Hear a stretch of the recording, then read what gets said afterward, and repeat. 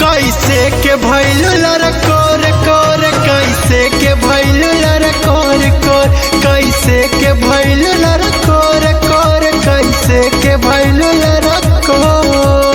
पहला ही राती के किया है देव, फिर तू ये क्यों तू छुपाती है देव। संत पहला ही रात का किया है देव, सच बोलने में शर्माती है।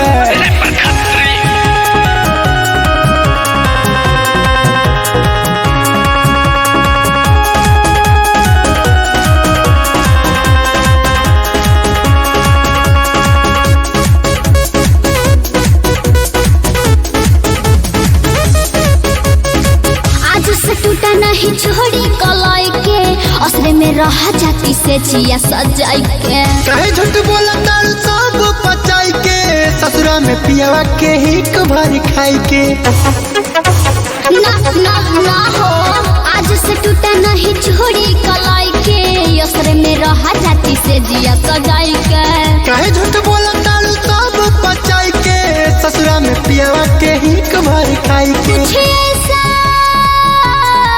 कुछ ऐसा नहीं हुआ है जी, होता है अकेले भोर भोर। कैसे के भइलू लड़कोर कोर, कैसे के भइलू लड़कोर कोर, कैसे के भइलू लड़कोर कोर, कैसे के भइलू लड़कोर।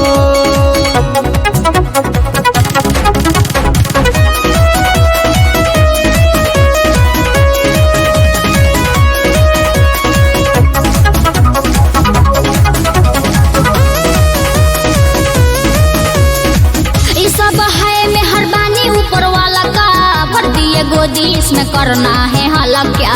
गलत बोलो जल्दी बोलो जी सही, टच किए हैं महेंद्र सनेही। नहीं जी साचो, हाय सब है मेहरबानी ऊपर वाला का, भर दिए गोदी इसमें करना है हाला क्या।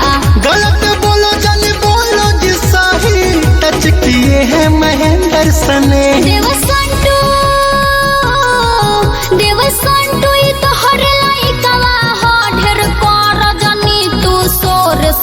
कैसे के भइलू लड़कोर कोर, कैसे के भइलू लड़कोर कोर, कैसे के भइलू लड़कोर कोर, कैसे के भइलू लड़कोर।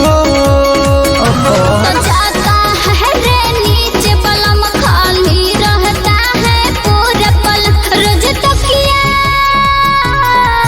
रोज तकिया दबा के सूतीला जन मानो बतिया मोर मोर। कैसे के भइलू लड़कोर कोर, कैसे के भइलू लड़कोर कोर, कैसे के भइलू